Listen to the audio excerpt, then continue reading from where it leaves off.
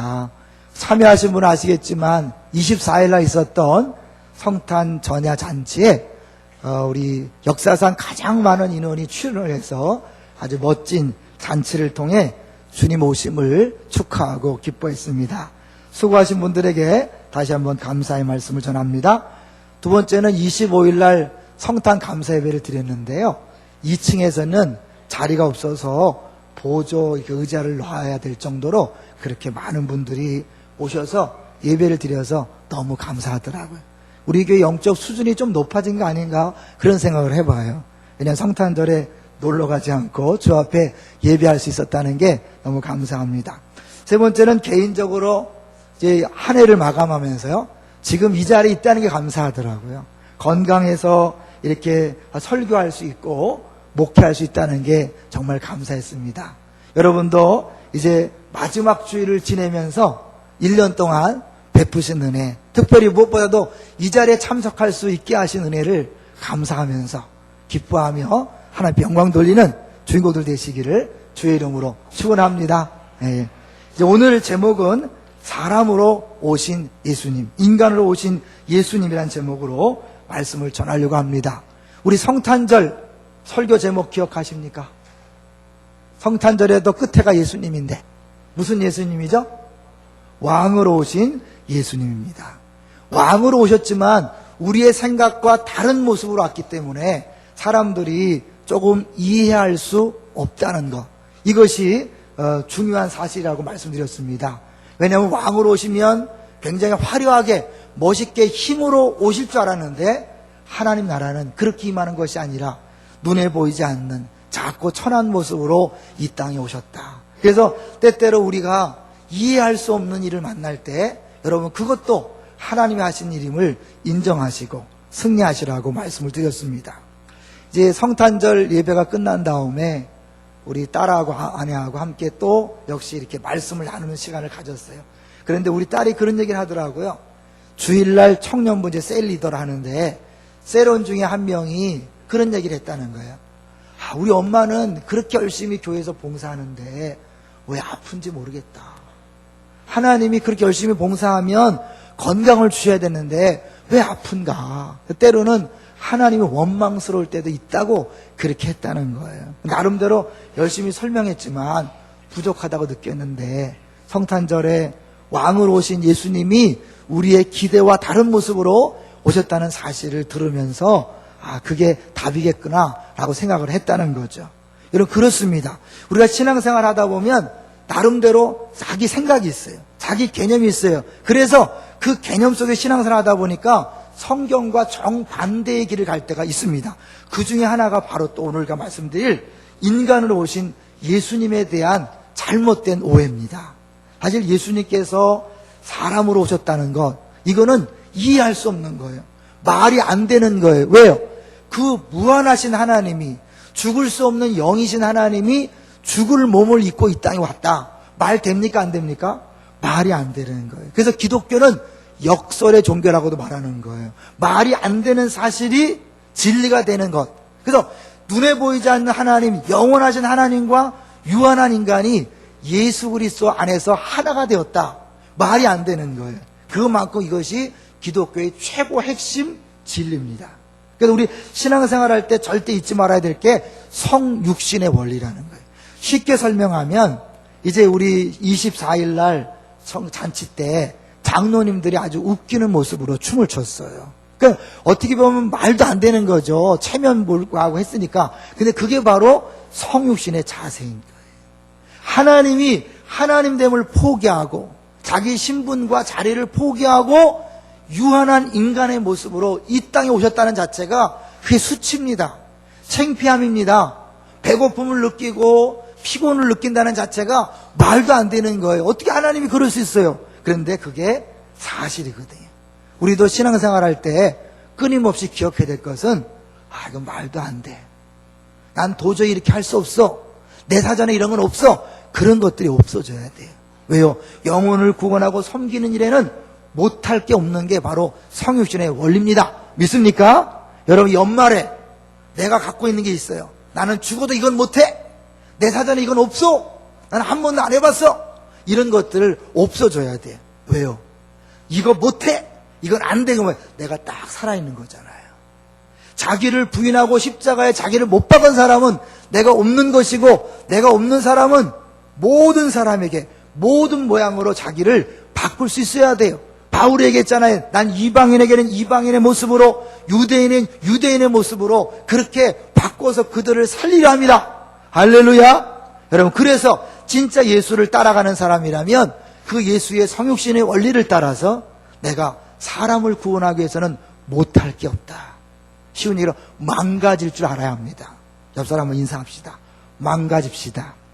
네. 여러분, 아내에 대하여 내가 내 자존심을 버리고 내 스타일을 버려야 돼요. 사장으로서 스타일을 버려야 돼요. 목사로서 스타일을 버려야 돼요. 교사로서 스타일을 버려야 돼요. 그게 바로 성육신의 원리입니다. 왜 그렇게 했습니까? 간단합니다. 한번 성경을 볼까요? 왜 그렇게 했는가? 14절부터 16절까지 한번 읽어봅니다. 오늘 본문에 14절부터 16절 시작. 자녀들은 혈과 육에 속하였음에 그도 또한 같은 모양으로 혈과 육을 함께 지니심은 죽음을 통하여 죽음의 세력을 잡은 자 곧 마귀를 멸하시며, 잠깐 멈추세요. 뭐예요? 이 죽음을 정복하고 마귀를 잡기 위해서 어떻게 해요? 호랑이를 잡기 위해서 호랑이의 굴에 들어가는 것처럼 마귀를 잡기 위해서, 그 죽음을 정복하기 위해서 죽을 몸을 입고 오셨다는 거죠. 자, 15절 시작.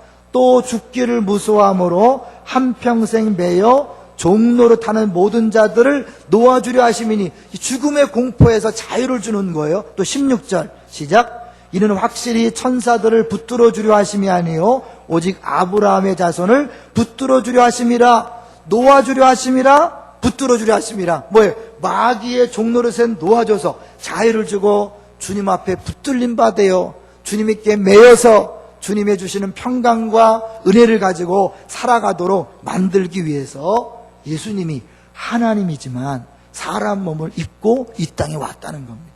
사람처럼 죽어야만 우리 죄를 해결할 수 있으니까, 사람처럼 죽어야만 죽음을 정복하는 부활을 보여줄 수 있기 때문에 죽기 위해서 사람 몸을 입으신 거죠. 한마디로 뭐예요? 고난당하기 위해서 사람 몸을 입으신 것입니다. 우리는 십자가 하면 고난이라고 생각해요. 그런데 너무 많이 들어서 이 고난이 고난으로 와닿지 않아요. 그래서 오늘은 먼저 우리 설교 초반부에 의학자, 의사들이 보는 이 십자가의 고난을 잠깐 보면서요, 우리 십자가의 의미를 생각해 보려고 합니다. 한번 영상을 보시죠. 의사들의 말을 통해서 그 고난의 정도를 한번 생각해 보겠습니다. 땀을 흘린다고 하는 것은 의학적으로 전혀 불가능한 이야기가 아닙니다. 여기에서 보시는 것처럼 극도로 감정적인 과로 상태일 때 작은 모세혈관이 땀샘 근처에서 파괴될 수도 있는데, 이러한 경우 피와 땀이 섞여서 분비됩니다. 예수님은 십자가형을 당하기 전부터 매우 극심한 정신적인 스트레스 상황에 놓여 있으셨던 것입니다. 이어 예수님은 유다의 배반으로 체포되어 대제사장과 빌라도 앞에서 수차례 신문을 받고 대형과 함께 십자가형을 선고받습니다. 당시 로마는 모든 형을 집행하기 전에 죄수를 기둥에 묶어두고 죄수의 등에 태형, 즉 채찍질을 가했는데, 이때 사용하는 채찍은 가죽끈에 작은 공 모양의 납이나 날카로운 양의 뼈를 붙여놓은 것이었습니다.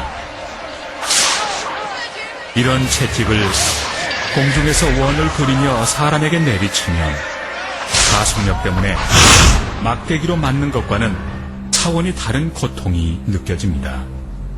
채찍에 맞게 되면 보통 처음에는 피부가 찢어지고 멍이 들게 됩니다. 하지만 계속 맞다 보면은 피하 조직이 찢어지고 또 근육 속에 있는 혈관들이 터져서 몸의 구석구석에 피가 고이게 되죠. 떨어져 나간 피부 조직 밖으로 피가 계속 새어나와서 빈혈 상태가 됩니다. 연곡도 내리치는 채찍질로 예수님의 살과 등은 찢겨졌습니다. 등은 너무나도 심한 매질에 뼈가 거의 드러나 보일 지경이었습니다. 로마 병사들은 예수님의 옷을 벗기고 붉은 겉옷을 입히고 나서 손가락만한 크기의 가시가 돋친 면류관을 머리에 씌웠습니다. 이어 예수님은 당시 로마의 관행에 따라 양쪽 어깨에 십자가를 지고 양팔이 묶인 채 처형 장소인 갈보리로 가게 됩니다. 이때 예수님께서 지셨던 십자가는 무게가 50kg 정도의 가로목이었습니다. 세로목은 이미 예수님이 처형당하실 갈보리 언덕에 세워져 있었습니다. 십자가형에 사용되는 나무는 죄수에게 고통이 가중될 수 있도록 나무를 다듬지 않았고 오랫동안 사용할 수 있도록 될 수 있으면 단단한 나무를 사용했다고 합니다. 50kg 정도의 그 나무는 건강한 청년에게는 그리 무겁지 않은 무게일지 몰라도 그러나 예수님은 이미 심한 출혈과 탈수로 인해서 그 무게를 감당할 수 없을 만큼 지쳐 있었습니다. 채찍으로 맞은 상처는 50kg이나 되는 통나무가 어깨 위를 내리누르자 아물기도 전에 다시 벌어졌을 것입니다.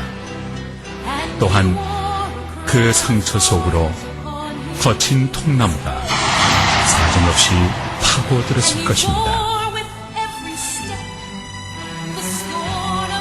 기진맥진한 몸으로 갈보리 언덕에 도착한 예수님. 십자가에 못 박히기 전 로마 군인들은 상처에서 흘러나온 진물로 몸에 착 달라붙은 예수님의 옷을 사정없이 벗겼습니다. 이 상태에서 옷을 벗기면 마치 화상을 입은 정도의 통증을 느낀다고 합니다. 이후 로마 군인들은 예수님을 나무에 양팔을 단단히 묶고 양 손목에 길이 14cm나 되는 속옷을 박았습니다. 그런 다음 왼발과 오른발을 포개어 발목에 또 못을 박았습니다. 흔히 예수님의 손바닥에 못을 박았다고 생각하는데 그렇지 않습니다. 로마 군인들은 예수님의 손목에 못을 박았습니다. 만약에 손바닥에 못을 박는다면 손바닥의 몸무게를 견디지 못해 찢어지고 말 것입니다. 그렇게 되면 죄수를 십자가에 매달아 놓을 수 없게 되니까 손목의 뼈 사이로 못을 박았다고 합니다. 세 개의 못은 손과 발로 가는 중심 부위를 지나는 혈관과 신경을 끊게 되는데 이로 인해 출혈이 시작됩니다. 또 끊긴 신경의 통증은 인간으로서는 참을 수 없는 한계를 넘어서게 되죠. 또한 호흡곤란 상태로 인해 더 극심한 고통을 느꼈을 것입니다. 예수님은 숨을 제대로 쉬기 위해서 발을 위로 올리고 팔꿈치를 구부리면서 어깨도 함께 들어 몸을 위로 끌어올려야 하셨을 것입니다. 그러나 이런 동작은 못 박힌 발에 몸무게 전체를 싣게 되므로 심한 고통을 주게 됩니다. 더욱이 팔꿈치를 구부리는 동작은 못에 박힌 손목을 돌리게 하고 팔의 신경을 더욱 손상시키게 되므로 고통이 가중되어서 결과적으로 예수님은 매번 호흡할 때마다 극심한 고통으로 인해 치명적인 산소 부족을 경험했을 것입니다.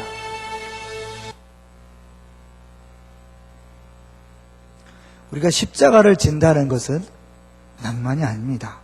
같이 한번 성경을 찬송가를 보겠습니다. 341장을 한번 볼까요?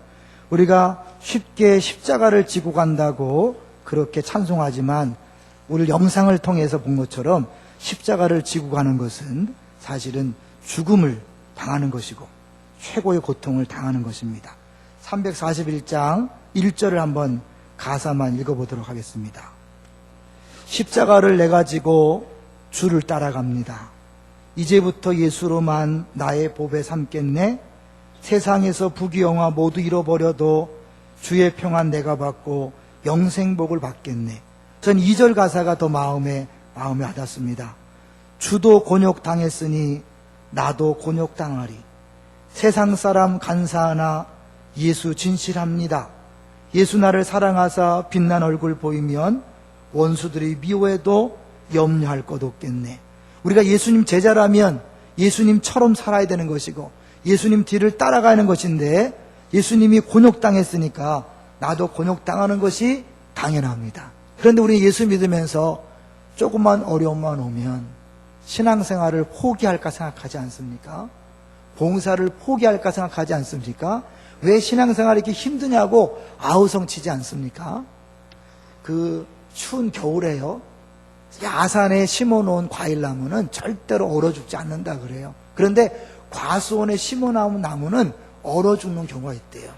원인을 보니까 이 야산에 심겨진 나무는 자기 스스로 찬바람과 모든 것들을 다 견디면서 영양분을 스스로 잘 조절한대요. 그런데 과수원의 나무들은 열매 맺게 하려고 질소를 많이 투입하기 때문에, 비료를 많이 주기 때문에 영양이 이렇게 불균형이 이루어지면서 오히려 추위에 약할 수 있다는 거죠. 우리는 오히려 너무나 평안한 신앙생활을 하기 때문에 조금만 어려움이 와도 쉽게 좌절하고 절망하는 것을 볼 수 있습니다. 제가 오늘 이제 주일날 설교하기 위해서 왔는데요. 아침 새벽 일찍에 북한 선교를 하시는 분이 카톡으로 한 내용을 보내줬어요. 10여 년 전 수용소, 북한의 수용소의 70대 성도 이야기입니다. 이분이 70대인데 성도한테 매를 맞고 피를 흘리고 쓰러졌어요. 너무 안타까우니까 젊은 청년이 옆에 있다가 이렇게 부축해 세웠더니 간수가 그것을 못마땅히 여겨서 그 청년을 막 두들겨 팬 거예요.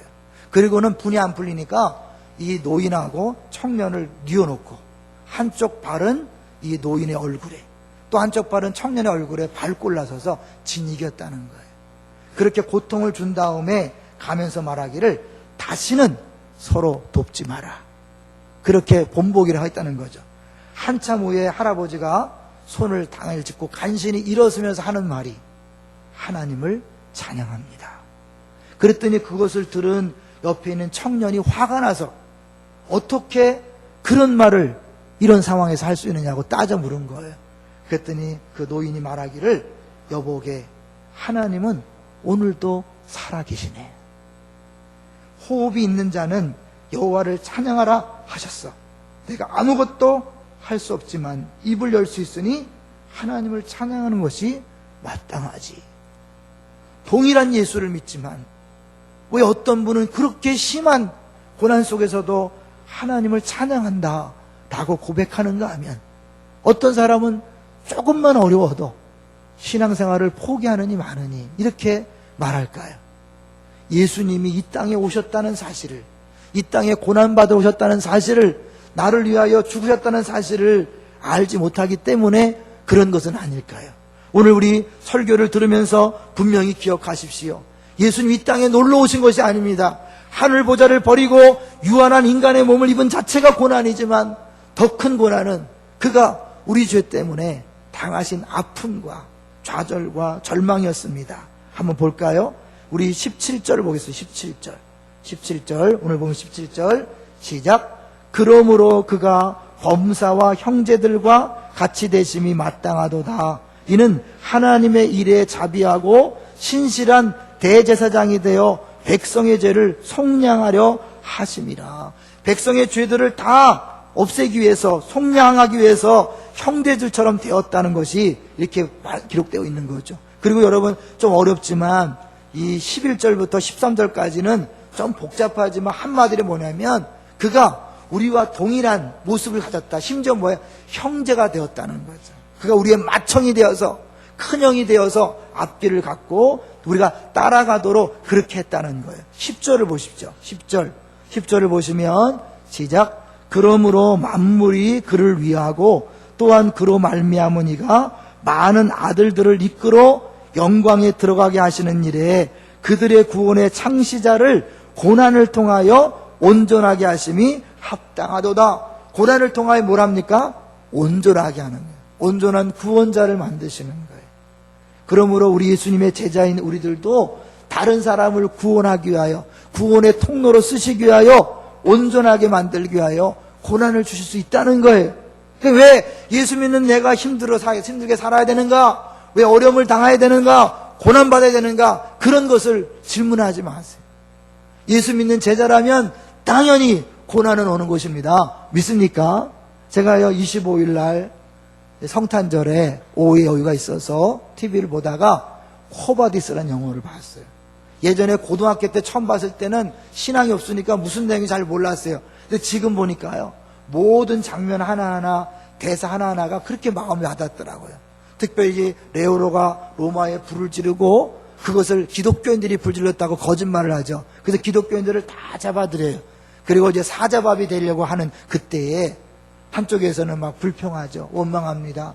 내가 예수 믿었는데, 하나님 믿었는데 이게 무슨 꼴이냐? 한쪽에서는 믿음으로 승리하자 그리고 찬양을 합니다. 근데 그 찬양 소리를 들으면서 네로가 막 이상하게 여기는 거예요.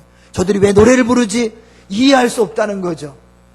예수 믿지 않은 사람들이 그 고난 중에 예수 믿는 사람들이 찬양하는 모습을 통하여 하나님을 만나게 되는 것입니다. 우리의 고난의 모습을 통하여 고난을 이겨내고 고난을 담대하게 버티는 모습을 통하여 그들이 살아계신 하나님을 만나게 되는 것입니다. 주님은 그것을 위하여 우리에게 고난을 주시기 때문에 사실은 우리는 이유를 정확히 알 수 없지만 고난당하는 것이 이상한 것이 아니라 당연하다는 사실은 늘 기억하시기를 주의 이름으로 축원합니다. 구상이라는 믿음을 가진 시인이 이런 말을 했어요. 성탄을 50번도 넘게 맞이했지만 권능의 하나님만을 모시고 있어 베들레헴 말구에 오신 예수님을 경배하지 못하고 주님의 고난의 생애는 못 본 채 하고 오직 하늘의 영광만을 바라보고 있다. 진짜 근본적인 문제 해결, 주님께서 사실은 우리의 고난의 문제를 한 번에 해결할 수 있지만 더 중요한 죄의 문제, 그걸 해결하기 위해서 고난받고 십자가에 죽으신 것처럼 우리 인생의 진짜 중요한 문제 근원적으로 해결하기 위해서는요, 우리가 알 수 없지만 주님이 고난 속에서 우리를 살게 할 수 있다는 사실을 기억하시고, 욥이 이유 없는 고난을 당했지만 그가 고난당한 후에 정금같이 나온 것처럼 여러분 고난당할 때 이상하게 생각하지 말고 올 것이 왔다 생각하시고 믿음으로 승리하시기를 주의 이름으로 축원합니다. 내가 어쩔 수 없이 당하는 고난도 있는가 하면 이 성육신 원리에 따라 살아가는 사람은 사실은 뭐예요? 의도적으로 자기 자신을 버리고 고난의 길을 택해서 가야 되는 것입니다. 제가 말씀을 준비하다가 예전에 안산동산교회에 있을 때 고등부 교사 한 명이 생각났어요. 저는 중등부를 했지만 그분 이야기가 너무 유명해서 우리 같이 나눴던 이야기인데요.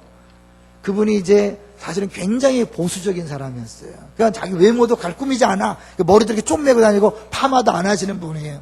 교사는 열심히 해. 근데 보수적이기 때문에 교회에서 새로운 프로그램 하는 걸 별로 안 좋아해요.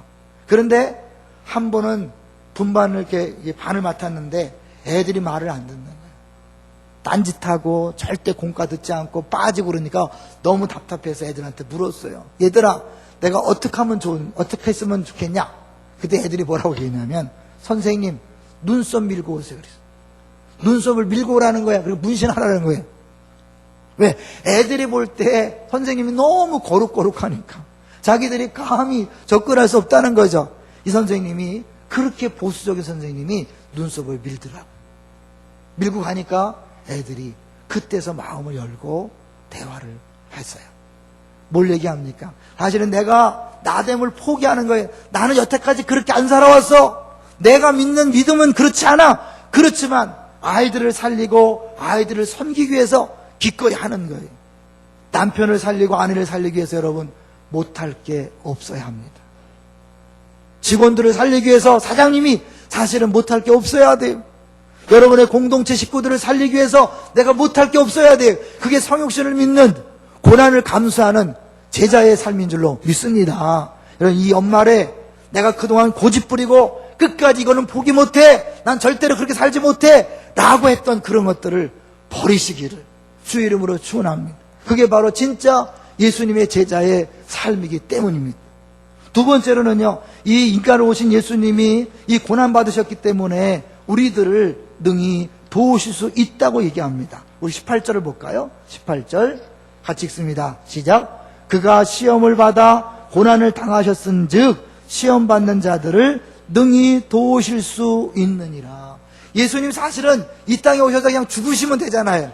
그런데 그가 말구유에 태어나시고 그리고 30년 동안 무명의 세월을 지내시고 그 고난을 당하신 이유는 뭐예요? 우리 인생이 겪어야 될 모든 고난과 아픔을 다 겪어보시려고 그러는 거죠. 그 겪으면서 거기서 죄를 짓지 않는 모습을 보여주는 거죠. 4장으로 가볼까요?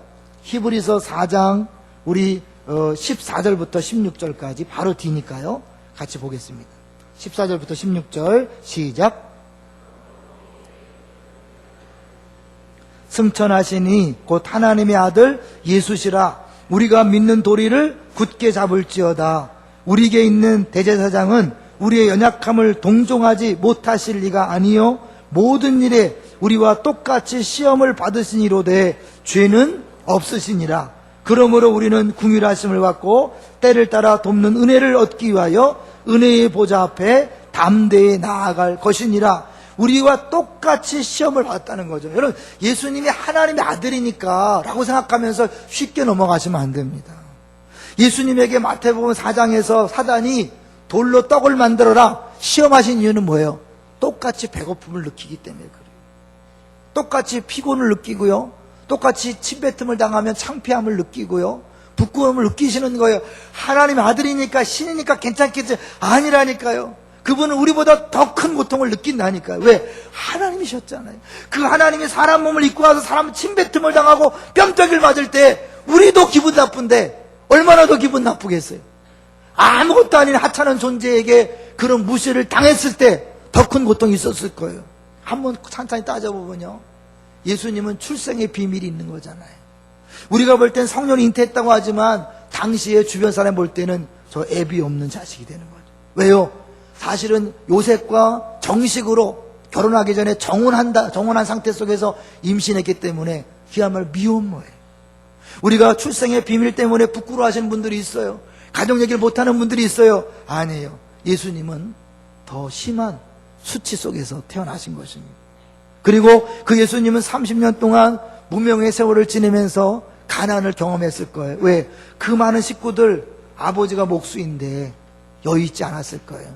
어려웠을 거예요. 고통스러웠을 거예요. 더 문제는 예수님이 인간이 경험할 수 있는 배신을 경험했다는 거예요. 아시잖아요. 유다의 배신. 수제자라고 가르쳤던 베드로가 만인들 앞에서 3번씩이나 모른다고 그러고 저주했습니다. 우리가 다른 사람 한마디 말해도 신경 쓰여서 밤새도록 잠을 못 자고 그러는데 예수님이 그런 배신과 부인의 아픔을 당하셨어요. 더 큰 고통은요, 예수님은 정말 자기 혼자밖에 없는 정말 완벽한 고독을 경험했습니다. 아직 자살한 사람들 말 들어보면 대개가 아무도 날 알아주지 않기 때문에 자살을 하잖아요. 근데 그들 스스로 못 느낄 뿐이지 누군가 함께 있어요. 그런데 예수님은 진짜 혼자였어요. 십자가상에서 제자들 다 떠나보내고 사람들은 다 손가락질하고 심지어 하나님 아버지조차도 예수님을 외면했죠. 왜요? 죄를 다 뒤집었었기 때문에 완전한 죄덩어리, 그 예수님을 거룩하신 하나님이 더 이상 아들로 삼을 수 없는 거예요. 아들이 될 수 없어요. 그때는 관계가 끊어진 거예요. 그래서 나의 하나님 어찌하여 나를 버리셨나이까? 정말 사랑하는 하나님 아버지도 예수님을 외면하시고 버리시는 그 고통, 그 아픔을 겪으신 것입니다. 그러므로 우리 가운데 나의 고통은 아무도 몰라, 나의 고통은 정말 아무도 위로할 수 없어 라고 하시는 분들, 주님 앞에 나가세요. 주님이 위로하실 수 있습니다. 주님은 여러분 더 극심한 고통을 다 경험했기 때문에 여러분을 위로 못할 것이 아무것도 없습니다. 찬송을 한번 보겠습니다. 93장을 보십시오. 찬송가 93장 1절을 같이 한번 보려고 합니다. 찬송 93장 1절 같이 읽습니다. 시작. 예수는 나의 힘이요 내 생명 되시니 구주 예수 떠나 살면 죄 중에 빠지리. 눈물이 앞을 가리고 내 마음에 근심 쌓일 때 위로하고 힘주시리 주 예수. 여러분 가운데 눈물이 앞을 가리고 마음에 근심이 쌓여서 어찌할 바를 모르는 사람이 있습니까? 주님이 위로하고 힘줄 수 있다고 우리의 신앙의 선배가 고백하고 있습니다. 91장 가볼까요? 91장 1절 또 역시 같이 읽어봅니다. 슬픈 마음 있는 사람 예수 이름 믿으면 영원토록 변함없는 기쁜 마음 얻으리. 예수의 이름은 세상의 소망이요 예수의 이름은 천국의 기쁨일세. 슬픈 마음 있습니까? 사람에게 위로받으려고 하지 마십시오. 주 앞에 나가시면 그 안에 위로가 있고 소망이 있습니다. 하나 더 보겠습니다. 96장을 가보겠습니다. 96장 1절부터 이거는 3절까지 보려고 합니다. 같이 한번 읽어보죠. 시작. 예수님은 누구신가? 우는 자의 위로와 없는 자의 풍성이며 천한 자의 높음과 잡힌 자의 노임되고 우리 기쁨 대신에. 예수님은 누구신가? 약한 자의 강함과 눈먼 자의 빛이시며 병든 자의 고침과 죽은 자의 부활되고 우리 생명 대신에. 3절. 예수님은 누구신가? 추한 자의 정함과 죽을 자의 생명이며 죄인들의 중보와 멸망자의 구원되고 우리 평화 대신에. 이 가사를 쓰신 분들은 이미 예수를 통하여 위로받았기 때문에 이렇게 쓰지 않았을까요? 여러분, 힘들고 어려울 때 사람들 찾아가지 말고 혼자 고민하고 밤새지 말고 약 먹지 말고 주 앞에 나오세요. 주 앞에 나와서 주님 정말 내 고통을 아십니까? 주님 이렇게 힘든데 뭐 하십니까? 따지듯이 한번 나와보세요. 주님 앞에 나오면 해결받는데 안 나오시잖아요. 새벽에 안 나오시고 수요일 안 나오시고 기도의 자리에 안 나오시면서 근심하고 걱정하고 그런다고 해결됩니까? 안 되잖아요. 주 앞에 나오세요. 우리 연말에 그동안 내가 쓸데없이 걱정하고 염려했다는 사실을 깨닫고 주 앞에 나오세요. 주님은 여러분을 충분히 위로할 수 있습니다. 왜요? 우리를 다 아시니까. 사실 예수님께서 엄청난 십자가를 지었기 때문에 우리가 주님 못해요, 할 수 없어요 라고 할 때 야단치지 않을 것 같아. 야, 넌 그것도 못하냐? 내가 너를 위해 십자가를 졌는데 너 그것도 못하냐? 라고 그렇게 말씀하지 않을 것 같아. 왜요? 주님도 십자가 앞에서 많이 힘들었잖아요. 아까처럼 땀 속에 피가 흘러나왔다는 건 극심한 스트레스잖아요. 오죽했으면 죽으러 오신 예수님, 하늘 보좌를 버리시고 이 땅에 오신 그 예수님이 어쩌면 좀 비겁하게 십자가 앞에서 할 수 있거든 이 잔을 내게서 옮기시옵소서 그렇게 3번씩 기도해야 합니까? 왜냐하면 그게 너무 힘들고 어렵기 때문에 그런 거죠. 본인이 십자가 지는 것이 힘들고 어려움을 알았기 때문에 우리들이 십자가를 지는 것, 성육신 삶에 사는 것 어려운 줄 아십니다. 주님 위로하시고 우리에게 힘 주실 줄로 믿습니다. 여러분 주저하지 말고 주 앞에 나오세요. 윤복희 씨가 부른 여러분이란 노래가 있습니다. 이번에 우리 월요일 날 오시는 우리 목사님이 이 여러분에 대한 사연을 이야기하더라고요. 윤복희 씨가 이혼하고 너무 힘들어서 사람들 보기도 부끄럽다 그리고 우울증에 빠져서 집안에서 나오지 않고 있을 때 그 오빠가 안타까운 마음으로, 윤한기 목사님 오빠잖아요. 오빠가 이 노래를 지은 거예요. 그리고 이 노래를 윤복희 씨한테 준 거죠. 그리고 이 노래는 임재범 씨라고 유명한 가수가 또 최근에 불러서 더 유명해졌죠. 임재범 씨가 이 노래를 부르다고 얘기하면서 그랬다는 거예요. 이 노래를 통하여 만난 하나님을, 선배님 만난 하나님을 나도 만나고 싶습니다. 이런 임재범 씨가 그 간절함을 가지고 그 노래를 불렀다는 거 아세요? 저 이번에 알았어요. 이번에 들었어요. 그리고 나서 이 가사를 보니까요, 정말 남다르더라고요. 제가 한번 읽어드릴게요. 내가 만약 괴로울 때면 내가 위로해 줄게. 내가 만약 서러울 때면 내가 눈물이 되리. 내가 만약 외로울 때면 내가 친구가 될게. 내가 만약 기쁠 때면 내가 웃음이 되리. 어두운 밤 험한 길 걸을 때 내가 너의 등불이 되리. 허전하고 쓸쓸할 때 내가 너의 벗 되리라. 나는 너의 영원한 형제야. 나는 너의 친구야. 나는 너의 영원한 노래야. 나는 너의 기쁨이야. 중간에 대사 있는 거 아시죠? 만약 내가 외로울 때면 누가 나를 위로해 주지? 거기서 여러분이라고 그랬지만 그 여러분은 하나님이라는 거죠. 윤한기 목사님이 그런 의미로 이 가사를 지었고, 윤복희 씨도 그것을 알고 불렀고, 주를 만나서 위로받았고, 이제 임재범 씨가 그 사연을 알고 자기도 그 하나님을 만나고 싶다는 마음으로 했지만 그 시청자들은 못 느낀 거죠. 그런데 아는 사람은 알게 된 거죠. 여기 보니까 어떻게 해요? 내가 너의 영원한 형제다. 너의 친구다. 오늘 본문에 보면 끊임없이 11절부터 13절까지 쭉 하는 얘기 뭐예요? 예수님이 우리의 형제가 되신다. 우리의 큰형이 되신다. 우리의 맏형이 되신다. 그러므로 그가 우리의 고통을 아신다. 우리를 구원하신다. 그리고 우리가 가는 길을 먼저 가신다라고 그렇게 말씀하고 있는 것입니다. 경험이라는 건 참 무서운 것 같아요.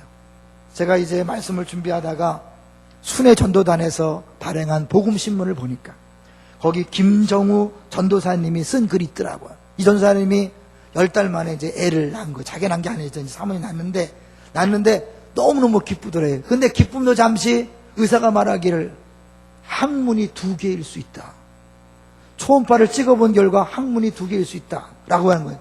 너무너무 당황스러워서 하나님 소리가 절로 나오더래요. 그래서 하나님 하나 외치면서 기도실에 가서 이제 부르짖었대요. 아이를 위해서. 근데 평상시에 이웃과 열방을 위해서 늘 기도하는 사람이니까 기도하다 보면 자연스럽게 이웃과 열방을 위해 기도가 나왔다는 거예요. 자기도 기가 막혀서 하나님, 내가 잠깐 이웃과 열방 남겨두고 우리 자녀를 위해 기도하겠습니다. 그러다가 문득 요한복음 3장 16절이 딱 떠오르더라는 거예요. 하나님이 세상을 이처럼 사랑하사 독생자를 주셨으니, 자기의 심정을 가지고 그걸 읽었는데요. 그게 그렇게 와닿더랍니다. 왜냐면 자기는 지금 이 아빠 된 지 얼마 안 됐는데 그 갓난아기에 기형이 있을 수 있다는 말을 듣고 내가 대신 기형이 되고 애가 건강했으면 좋겠다는 그거 마음이 아버지 마음인데, 우리 하나님 아버지는 자기 아들을 이 땅에 보내실 때에 십자가에 못 박혀 죽으실 그 고통을 다 아시고 어떻게 보내줬을까? 무슨 사랑이 이런 것을 가능하게 할까? 그런 생각이 들었다는 거예요. 태초부터 함께 있었던 독생자 예수 그리스도를 내보내는 그 사랑은 어떤 사랑인가? 자기가 아버지가 되어보니까 그 하나님 아버지의 사랑이 느껴졌다는 거죠. 이 공감이라는 거 아닙니까? 예수님이 이 땅에 오셔서 십자가를 지시고 고통을 당하셨기 때문에 여러분이 당하는 모든 아픔, 신앙생활하면서 당하는 모든 아픔을 다 아실 줄로 믿습니다. 여러분, 주저하지 말고 주 앞에 나오십시오. 사실 예수님께서 성실했다는 것은 어쩌면 눈높이 사랑이에요. 하늘에서 아무리 사랑한다고 외쳐도 못 알아들으니까 사람 몸을 입고 와서 내가 너희를 사랑한다 직접 말씀하시는 거죠. 그래도 못 알아들으니까 십자가에 못 박혀 죽으시면서 내가 너희들을 위하여 이만큼 사랑한다라고 하는 거 아닙니까? 우리가 그 사랑을 이미 받았습니다. 그 사랑을 받고 있습니다. 그 사랑으로 인하여 우리는 충분히 위로받을 수 있습니다. 주 앞에 나오십시오. 그리고 위로받고 이제는 우리도 예수님처럼 다른 사람을 위하여 나됨을 포기하고 나의 모든 것들을 포기하고 다른 사람을 기꺼이 망가지고 내 모든 것들을 포기할 수 있는, 그래서 사람을 구원하고 사람을 세우는 우리 모두가 되시기를 주의 이름으로 축원합니다. 주보를